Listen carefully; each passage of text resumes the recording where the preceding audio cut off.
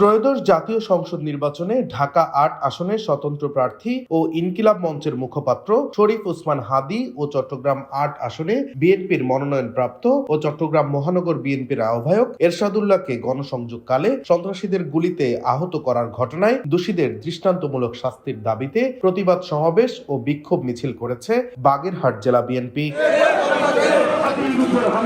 শনিবার সকালে শহরের কেন্দ্রীয় শহীদ মিনার চত্বরে এক প্রতিবাদ সভা শেষে প্রতিবাদ মিছিলটি বের করে। মিছিলটি শহরের প্রধান সড়ক প্রদক্ষিণ শেষে শহরের রাহাতের মোড়ে এসে শেষ হয়। প্রতিবাদ সমাবেশে বক্তব্য রাখেন জেলা বিএনপির সাবেক সভাপতি ও সমন্বয়ক এম এ সালাম, জেলা বিএনপির আহ্বায়ক কমিটির সদস্য ব্যারিস্টার শেখ জাকির হোসেন, সর্দার ওহিদুল ইসলাম পল্টু, জেলা বিএনপির সাবেক সাংগঠনিক সম্পাদক মাহবুবুর রহমান টুটুল, জেলা শ্রমিক দলের সাবেক সভাপতি সর্দার লিয়াকত আলী, জেলা ছাত্র দলের সাবেক সাধারণ সম্পাদক আলী সাদ্দাম দ্বীপ, জেলা স্বেচ্ছাসেবক দলের আহ্বায়ক জাহিদুল ইসলাম শান্ত, জেলা মহিলা দলের সভানেত্রী শাহিদা আক্তার, জেলা কৃষক দলের আহ্বায়ক সৈয়দ আসাফুদ্দৌলা জুয়েল সহ জেলা বিএনপি ও তার অঙ্গ সহযোগী সংগঠনের নেতাকর্মীরা এই প্রতিবাদ সমাবেশ ও বিক্ষোভ মিছিলে অংশগ্রহণ করেন।